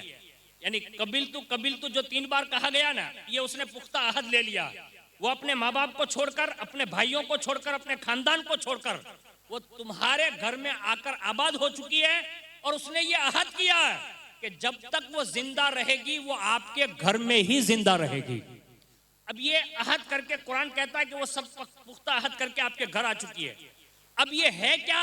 तो कुरान दूसरी आयत में कहता है हुन्ना लिबासुल लकुम व अंतुम लिबासुल लहुन्ना, फरमाया औरतें तुम्हारा लिबास है, तुम उनके लिबास हो। और आगे अल्लाह के प्यारे हबीब सल्लल्लाहु अलैहि वसल्लम ने इन आयतों की तफसीर बयान करते हुए जो औरतों के हुकूक बयान फरमाया ना, उसमें सबसे पहले शोहरों को ये तंबी फरमाई, इरशाद फरमाया मुसलमानों में से कामिल ईमान वाले लोग वो हैं जिनका अखलाक अच्छा हो और वो अपने घर वालों के साथ अच्छा सलूक करता हो। और एक जगह पर फरमाया मैं तुम सब में बेहतर हूं क्योंकि मेरा अखलाक सबसे अच्छा है और मैं अपने घर वालों के साथ भी सबसे अच्छा हूं। यानी कामिल ईमान होने की दलील हुजूर ने यह बयान फरमाई कि जिसको कामिलुल ईमान देखना हो वो ये देखे कि अपने बाल बच्चों के साथ वो कैसा व्यवहार करता है, यानी अच्छा सलूक करता है या नहीं। आया तो भरनो खेलवाजी निकामा लाइवो ने नास्ती नो चढ़ावी मारू धोखा मारता, यानी ये औरतें मारने के लिए नहीं है, ये आस्ती ने चढ़ाने के लिए नहीं है, गाली देने के लिए नहीं है, ये अल्लाह की तरफ से तुम्हें अमानत दी गई है। अगर आपने इसमें खयानत की या उसके माँ बाप को बुरा भला कहा या उसके खिलाफ कोई बातें की, खातून कुछ कहे या न कहे, अल्लाह से डरते रहना चाहिए। मैं रसूलुल्लाह का आखिरी वक्त पढ़ देता हूं जिससे आपको यह अंदाजा होगा कि होने वाली बीवी के हुकूक अल्लाह उसके रसूल के नजदीक कितने ज्यादा मुअज़्ज़ज़ होंगे ना, वो सुनिए। हुजूर जब दुनिया से जा रहे हैं ना, तशरीफ ले जा रहे हैं, हुजूर की जबान पर 3 अल्फाज थे। नंबर 1, हुजूर ने फरमाया सलात सलात सलात, यानी नमाज नमाज नमाज। फिर फरमाया मेरी अहले बैत के मामले में अल्लाह से डरना, मेरी अहले बैत के मामले में अल्लाह से डरना, मेरी अहले बैत के मामले में अल्लाह से डरना। और फिर फरमाया अन्निसा अन्निसा अन्निसा, यानी तुम्हारी औरतें तुम्हारी औरतें तुम्हारी औरतें। इसमें यह पोशीदा था कि अपनी घर की औरतों के मामले में अल्लाह से जरूर डरते रहना। यानी ये रसूलुल्लाह पैगाम दे रहे हैं, कहां नमाज, कहां अहले बैत और कहां होने वाली बीवी का जिक्र हुजूर फरमा रहे हैं। पता ये चला रसूलुल्लाह की निगाह में ये रिश्ता मुअज़्ज़ज़ था। जैसे शोहर को हुकूक दिए गए, ऐसे ही औरतों के हुकूक बयान करके रसूलुल्लाह ने ये पैगाम दिया। आगे एक हदीस पाक पढ़ देता हूं जिससे आपको ये अंदाजा होगा कि सबसे ज्यादा कामिलुल ईमान को देखना चाहो तो फरमाया तुम में से बेहतरीन लोग वो हैं जो अपनी बीवियों के साथ अच्छा सलूक करते हैं। ये रसूलुल्लाह सल्लल्लाहु अलैहि वसल्लम ने पैगाम दिया। दूसरी बात सुनिए, दूसरा हक बीवी का ये है, कभी कभी हमें और आपको खामा ख्याली भी हो जाती है और कभी कभी माशरे में ये बात फैल भी जाती है, लेकिन ये कज फहमी होती है, उसके सिवा वसवसा होता है, उससे ज्यादा कुछ नहीं होता। दूसरा हक बता रहा हूं, अपनी बीवी का नानो नफका, बाल बच्चों का भरण पोषण जो है ना, वो शोहर पर फर्ज है। यानी ये हक इतना जबरदस्त है कि जैसे हम पर नमाज फर्ज है ना, ऐसे बीवी को मुकम्मल खर्चा देना ये भी शोहर पर फर्ज है। पाकुरो करंता दोस्तार आरे विया ने तो 1000 रुपयो खर्च करिया ने घरवारी जो है ना के कहीं गिनन जो है डियो ने तो 100 रुपये दी पत्ती फेंके जमादार गिने जो ये करो 100 रुपया में थे उन्नो उड़ा 1000 रुपया खर्चा करियो अने अडा 100 रुपये जी पत्ती दोस्तार जे ऊपर 1000 रुपया खर्च करिए ने तो हंजो हिसाब आए ना है कि पूछन में अचज नहीं कि आई खर्च करिया के नहीं करिया, आई के ही पूछन में अचनो कि आई जी घरवारी जा खर्चे जे बारे में आई पैसा खर्च करिया के नहीं करिया, अनमें तो कई कमी बेशी नहीं करिया ने, हंजे बारे में सवाल थीनो 100% थीनो अने कयामत जे दी हंजो जवाब नहीं बन पड़े ने तो ये खाकी कपड़ा वाला पुलिस जा डंडा नोय उड़ा अकबर बापूजी जबान में भाटके वाली सरकार आए सट्टा को ज बोल लो। यानी वहां मारी है और इतनी सख्त सजा है कि आप हिसाब नहीं दे पाएंगे। इसलिए अपने आप को बचाइए और अपने बाल बच्चों का मुकम्मल खर्च देने की जरूरत है। उसमें क्या करते हैं हम लोग, कटौती कर लेते हैं। कटौती ना करें, उसका जो खर्च आप उसको दें। अब आप कहेंगे कि मौलाना इसमें भी सवाब मिलता है। मैं आपको एक मतलब हुजूर के फरमान के मुताबिक आपको पैगाम देता हूँ। लोग कहते हैं ना कि इस्लाम जो है वो औरतों को कैद रखता है, उसके हुकूक अदा नहीं करता। इससे बड़ा हक और क्या हो सकता है? सुनिए, रसूलुल्लाह ने फरमाया जो शख्स अपनी औरत के नफका में फराखी करता है, यानी शौक से खर्च करता है अपनी बीवी के लिए, तो अल्लाह ताला उससे कयामत के दिन गनी फरमा देगा। दुनिया का मालदार नहीं कह रहा हूं, रसूलुल्लाह फरमाते हैं अल्लाह कयामत के दिन उसे गनी कर देगा और जन्नत में हजरत इब्राहिम खलीलुल्लाह अलैहिस्सलाम के साथ में उसे रखेगा।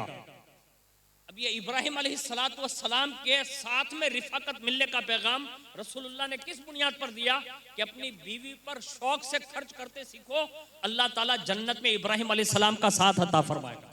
तो ये इस्लाम है।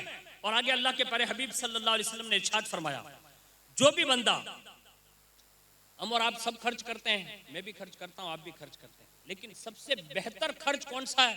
ये इस्लाम कितना खूबसूरत मजहब है।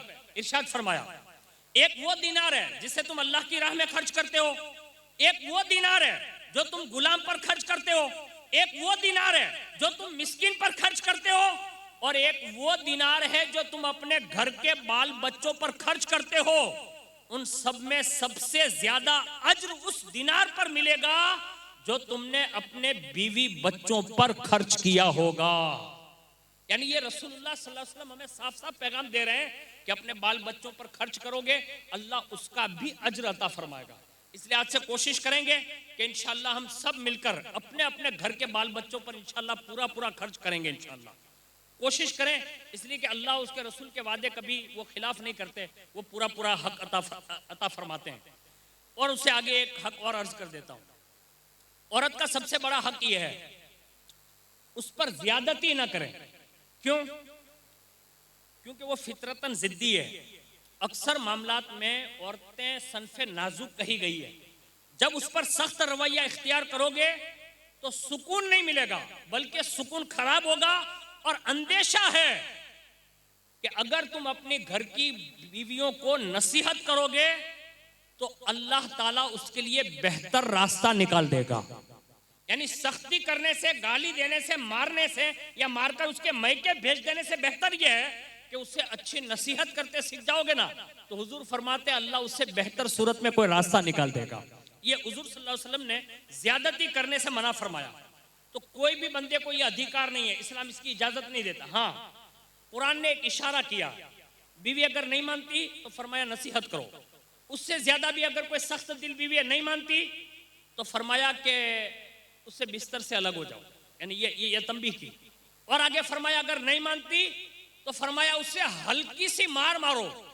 हल्की सी मार से मुराद यह है कि मिसवाक, हुजूर ने मिसाल दी हदीस में मिसवाक से मारो ताकि वो कम अज कम तुम्हारे हाथ में मिसवाक देकर वो खौफजदा रहे, उससे ज्यादा की इजाजत नहीं है। ये हमें इस्लाम ने खूबसूरत एक माहौल अता फरमाया है जो हमारे संसार को और हमारे सुकून को बरकरार रखने का एक जरिया है। दूसरी बात, बद्दी सी मजाक को करंता करंता क्या नहीं करंता, मैं आपको हंसाने के लिए नहीं हंसा, लेकिन मेरी बोली ऐसे नहीं इसलिए आपको हंसी आएगी। गाँव में जरिया था आऊँ पण तातणिया जरिया तो था गुजरात जो जाए तो मीके तो बधी माहौल तो खराब खबर ज में बजार में से निखरिया कोक जी घर वाली निखरी भले सगा ज में पांजा रिश्तेदार ज पाकोरो ज किया है मजा में हाँ पांजी मतलब कोई पण रिश्तेदार निकले न तो पाई पूछन था अने मजाक मस्ती जो व्यवहार है मारू करन था। अब आई क्या आकड़ी घालाऊं जो इस्लाम में ये कि जो किसी को खैरियत पूछने जाते हो ना, इस्लाम ये कहता है कि अपनी घर की बीवी से भी खैरियत पूछा करो। पा कोई दी कोई सलाम कलाम करनो ज नहीं, घरे उन्हें तो सलाम करनता कोई दी पा अरे बा पूछो ना जवाब दियो ना, अरे जोर से बोले ना नहीं पा सलाम करनता घर रे नहीं। इस्लाम ये कहता है जब घर में दाखिल हो बीवी बच्चे हो ना उससे सलाम करो, वो जवाब देंगे ना अल्लाह तुम्हारे दरमियान मोहब्बतें पैदा फरमा देगा। आज हम में से कोई नहीं करता, यानी मैं तो ये कहता हूँ कि आप गलत नहीं लगाइएगा, मौलाना लोग भी नहीं करते होंगे अल्लाह माशाल्लाह ये चौकी बुल बात है। मौलाना करते होंगे एक दो मौलाना, वरना कोई नहीं करता, बहुत मुश्किल है। अगर कोई मिल जाता है तो मैं उसका अदब करता हूँ एहतराम करता हूँ, लेकिन बड़ा मुश्किल है हजरत। यानी ये जब हम दीन के मामलात में इतने शर्माएंगे हम दूसरे की औरतों को सलाम कर लेते हैं, यानी अपनी घर की बीवी को सलाम करने में शर्म महसूस है, दूसरी की बहन बेटी जो भी हमारी रिश्तेदार उससे सलाम कर लेंगे। हम अपनी सगी माँ, अपनी सगी बहन, अपनी सगी भतीजी, अपनी सगी भांजी उसको सलाम करने से कतराते होते हैं। वहां थोड़ा सलाम कर ही सकता, अरे भाई तू नहीं करेगा तो कोई दूसरा आके सलाम करेगा। यानी हमें ये पैगाम मिला कि इस्लाम ये दिलजोई करने का हुक्म देता है। माँ है उसे भी सलाम करो, बहन है उसे भी सलाम करो, बीवी है उसे भी सलाम करो। ये सलाम ही तुम्हारे घर में अमन और शांति पैदा कर सकता है। और कितनी बड़ी बशारत दी मालूम है आपको, रसूलुल्लाह ने फरमाया सलाम आम करो, हुजूर ने कहा सलाम आम करो, और जब तक सलाम आम नहीं करोगे मोहब्बत पैदा नहीं होगी, और जब मोहब्बत पैदा नहीं होगी जन्नत नहीं जा सकते। कहा या रसूलुल्लाह तो मोहब्बत पैदा कैसे होगी? कहा सलाम करो अल्लाह मोहब्बत पैदा करेगा, और जब आपस में मोहब्बत पैदा हो जाएगी अल्लाह इस मोहब्बत की बुनियाद पर जन्नत में दाखिला अता फरमाएगा। ये दिलजोई करने का हुक्म है। ये मैं कोई फेकमबाजी नहीं कर रहा हूँ, मेरे पास किताब है, और ये इतने बड़े अल्लामा की किताब है कि आपने कभी नाम भी नहीं सुना होगा, बड़े लेखक है वो। उन्होंने कई हदीसें दिलजोई पर, अपनी बीवी के साथ दिलजोई करना ये सरासर रसूलुल्लाह की सुन्नत मुबारका है। अब दिलजोई में मजाक मस्ती भी होती है ना कभी कभी। अब मजाक मस्ती हम दूसरों के साथ जरूर करते हैं, अपनी बीवी के साथ नहीं करते। अब ये मजाक मस्ती करने का मतलब ये नहीं कि मैं कह रहा हूँ जो हम और आप समझ रहे हैं। मजाक मस्ती से मुराद ये है कि उसके किसी काम से खुश होकर ऐसी बात कहो कि वो तुम्हारे सामने मुस्कुराने लगे। आज हमारे यहाँ तो इतनी भवें चढ़ी होती है ना, तो औरतें ऐसे ही रजा बंद जमादार अची हुए बात खत्म। पांच उड़े ने छोकरा डरी होने छोकरियों डरी होने बस पूरो हलो हलो हलो अंदर। अरे भाई कहाँ जा रहे हो, कोई शेर थोड़ी आया। आप आइए ना, मुस्कुराते हुए घर में आइए और बाकायदा अपने बच्चों को मिलिए। अल्लाह इस मुस्कुराने पर तुम्हारे बच्चों में तुम्हारी मोहब्बतें पैदा फरमा देगा। ये सख्त जरूरत है इसकी। अब मैं रसूलुल्लाह की एक मिसाल दे रहा हूँ। हजरत आयशा सिद्दीका फरमाती हैं कि किसी मौके पर मैंने रसूलुल्लाह के साथ दौड़ लगाई थी, यानी हरीफाई की थी, और उसमें मैं रसूलुल्लाह से आगे निकल गई थी। एक जमाना वो आया कि फिर रसूलुल्लाह ने फरमाया आयशा आज फिर दौड़ लगा लेते हैं, और जब हमने दोनों ने दौड़ लगाई, यानी रसूलुल्लाह के साथ उनकी बीवी ने दौड़ लगाई, तो हजरत आयशा फरमाते हैं कि रसूलुल्लाह मुझसे आगे निकल गए, और जब वापस पलटे ना तो हुजूर ने मुझे साथ में लेकर फरमाया आयशा वो पहले का आज बदला हो गया है। यानी ये अजरा है तफरी कहा, यानी बाकायदा उसे खुश करने के लिए। पता ये चला कि हजरत आयशा सिद्दीका की ये रिवायत बता रही है कि अपने घर की बीवी के साथ अच्छे सलूक के साथ रहोगे ना, अल्लाह ताला उसमें मोहब्बती पैदा फरमाएगा, कभी रंजिश नहीं होगी। आगे का हक सुनिए, अपनी बीवी का ऐब छुपाना ये हर मर्द पर फर्ज है। हर मर्द पर कोई अपनी बीवी के उयूब बयान न करे, उसके खानदान के उयूब बयान न करें, छोटी मोटी बातें जो होती है ना, उसको जितना ढांप कर रखोगे ना, अल्लाह उतनी ही मोहब्बत पैदा फरमा देगा। और बहनों से भी गुजारिश है कि अपने शोहर के उयूब बयान करने की उन्हें भी इजाजत नहीं है। हमारे यहाँ तो ये सिस्टम बना हुआ है, चंद रोज नहीं होते ना, यानी चंद महीने, और उसके बाद देरानी जेठानी બધા ભેગ્યું થાય ને, પાણી ભરેલા ભેગ્યું થાય કે ખેલા ભેગ્યું થાય या उरस में ભેગ્યું થાય, બધી ભેગ્યું થાય ને બધી એ કિતાબો ખુલી। ये किताबें खोलने की जरूरत नहीं है, उसको ढांपो। उस ऐप पोशी करना ये अल्लाह की भी सुन्नत है, मुस्तफ़ा की भी सुन्नत है, और मौलाए कायनात की भी सुन्नत है। ये ऐप जो है ना, उसको छुपाइए, राजदार बनिए। और जो बंदा हकीकी मानों में राजदार बनता है ना, उसका इनाम कितना है। अगर बहनों को ये सुनाओगे ना, उनके दिल में ये बात जरूर बैठेगी। एक जमाने में बारिश की वजह से कोई कब्रिस्तान जो था ना, उसकी कब्र खुल चुकी। अब जब कब्र खुली ना, तो लोगों ने देखा कि अल्हम्दुलिल्लाह पूरा मुकम्मल कफन सलामत है, यानी कब्र सलामत, अंदर गिर गई थी। जब खोला ना तो कफन सलामत निकला। और जब लोगों ने तशवीश करना चाहिए कि ये कौन है, तो जैसे चेहरे की वो गांठ खोली और अंदर देखा ना, तो देखा कि कोई खातून है, यानी औरत है, एक ज़माने की, सदियां बीत गई थी। अब जैसे ये कहीं अरसा बीत गया था। अब जैसे उसको खोल के देखा ना, तो लोगों ने कहा कि बूढ़े जो लोग हो ना, उनको पूछो कि ये किस खानदान की बेटी थी, मतलब किसकी औरत थी। जांच पड़ताल की गई। इतने में एक बुजुर्ग शख्स आए, कमोबेश 80-90 साल की उम्र होगी। उन्होंने पहचाना और कहा कि अब इसको ढक दो। कहा क्यों? कहा ये कोई और नहीं है। कहा तो? कहा ये मेरी होने वाली बीवी है। लोगों को अचंभा हुआ और वो देखने लगे उनको। और जैसे कब्रिस्तान से बाहर निकले ना, तो कहा हजरत, कहा क्या? कहा कफन किसका सलामत रहता है आपको पता है? कहा नहीं। कहा जो कमा हक हो अल्लाह उसके रसूल के फरमा बरदार होते हैं ना, उनका कफन सलामत रहता है।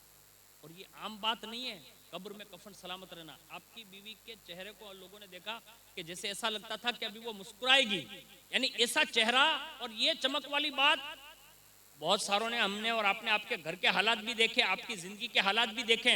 इतनी बड़ी कोई नेकियां नहीं करते थे कि कफन भी सलामत रहे और आपकी बीवी का जिस्म भी सलामत रहे। अब बताइए तो सही कि आपके घर की खातून थी, तो कम से कम इतना तो बता दें कि वो नेकी कौन सी करती थी। उन्होंने कहा इसको राज रहने दो। लोगों ने बड़ा इसरार किया, बड़ा इसरार किया, बड़ा इसरार किया, यहाँ तक के लोगों ने मतलब उनको थका दिया। तो उन्होंने जो जुमला कहा था ना, और ये आर्टिकल छपा भी था दुनिया लेवल पे बाकायदा, लेकिन लोग इसको शेयर नहीं करते ना, इसलिए हम लोग भूल जाते हैं। वो छापा गया था ये आर्टिकल, लोगों ने लिखा भी कि मियाँ बीवी के ऐब और राज अगर छुपाना चाहे ना एक दूसरे, तो जिंदगियां बीत जाती है तब भी वो राज राज ही रहता है, मरने के बाद कहीं ये अफशा होते हैं। उस बूढ़े ने कहा कि अगर इसरार ही करते हो तो मैं बता दूं, लेकिन अब तो मेरी भी आखिरी उम्र है, मेरी बीवी चल चुकी है, अब ये जान के क्या करोगे? कहा नहीं बता तो दो।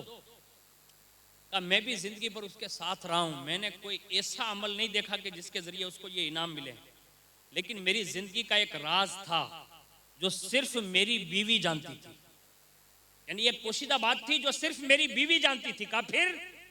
कहा मैंने उससे पहले ही दिन बता दिया था कि जिंदगी में कभी मेरा ये राज किसी को बयान न करना। मैंने जिंदगी उसके साथ बिता ली, वो दुनिया से चली गई, लेकिन आज तक उसने कभी किसी को ये राज अफशा न फरमाया था। और मुझे अल्लाह से उम्मीद है कि उसकी कोई नेकी कबूल हुई हो या न हुई हो, मेरे इस राज को छुपाने का ये इनाम है कि आज भी उसका कफन सलामत है। अब आप अंदाजा लगा सकते हैं, जरा सोच सकते हैं, हमें किसी को इसका शेयर करने की जरूरत नहीं है। राज राज रखोगे ना, अल्लाह ताला उसका बेहतर सिला अता फरमाएगा। आखिर में ये अर्ज कर दूं कि कभी भी अपनी बीवी पर बदगुमानी मत करना।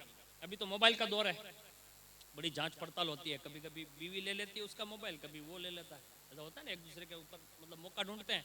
लेकिन अब लोग इतने सख्त आ गए हैं कि बीवी नहीं कोई भी आ जाए तो खुलता नहीं है, क्योंकि वो चेहरे का लॉक होता है, फेस का, कहीं अंगूठे का लॉक होते हैं। लेकिन आज की बीवियां भी बड़ी होशियार है, आप सो रहे होते हैं तो आपका अंगूठा लेकर लगा देती है। तो ये होशो हवास में रहिएगा। मैं नहीं कहता कि हर बहन ऐसा करती होगी, आज के शोहर भी ऐसा करते हैं। हाँ, अगर मोहब्बत से आप रह रहे हैं, लॉक रखने की जरूरत नहीं है, उससे भी दिल को तसल्ली हो जाए, आपको भी दिल की तसल्ली हो जाए। जब आप साफ सुथरे है ही तो फिर लॉक लगाने की जरूरत नहीं है।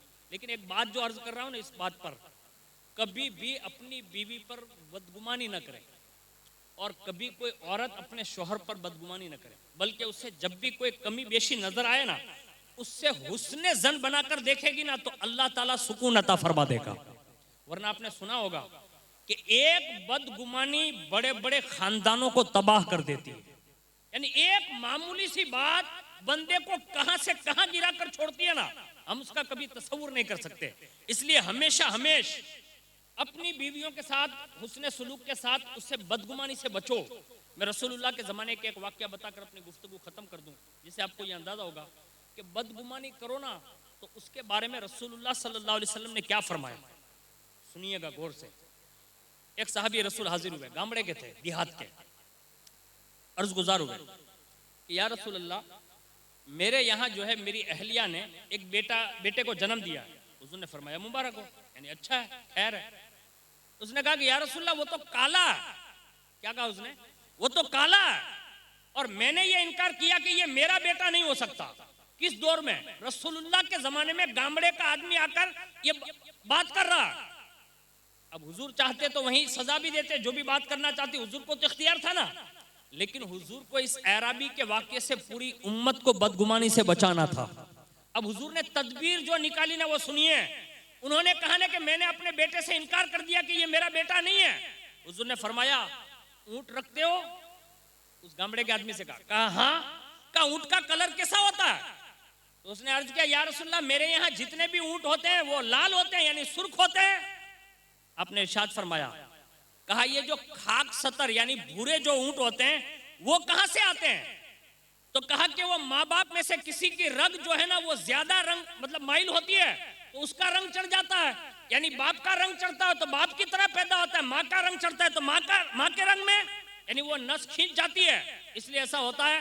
तो हुजूर ने फरमाया हो सकता है कि तेरे बेटे के मामले में उसके खानदान वाले की तरफ से उस औरत की नस खींची गई हो और जिसके जरिए अल्लाह ने उसको वो कलर अता फरमाया हो।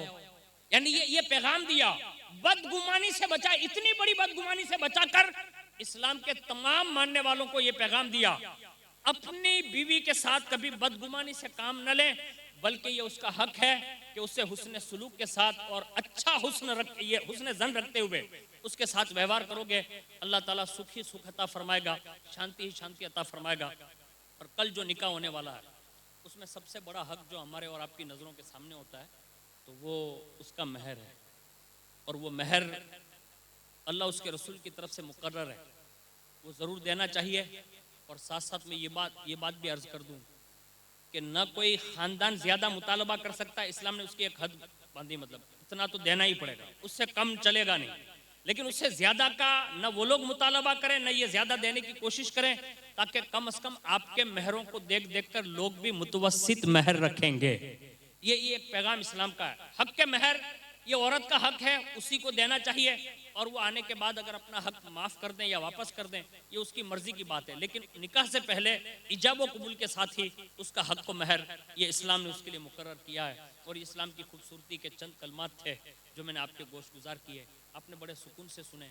अल्लाह से दुआ करता हूँ कि अल्लाह ताला पूरी कायनात की कौम मुस्लिम को इन बातों पर अमल की तौफीक अता फरमाएं और मुस्तकबिल में जितने भी दुल्हा और दुल्हने बनने वाले हैं अल्लाह ताला उनको भी इन बातों पर अमल की तौफीक अता फरमाएं। और जो सालों पहले दुल्हा और दुल्हन बन चुके हैं अल्लाह ताला उन सबको भी इन बातों पर अमल की तौफीक अता फरमाएं। कहने सुनने से ज़्यादा अल्लाह हमें हमारी नस्लों को भी इस्लाम की बातों पर अमल की तौफीक अता फरमाएं। आखिर में जाते जाते मैं ख़ानदान कादरियत के तमाम बुज़ुर्गों को और उनके पूरे परिवार को मुबारकबाद पेश करता हूँ कि उनकी निगरानी में इंगोरा मुस्लिम समाज ने इतना जो बड़ा आयोजन आपकी सदारत में किया।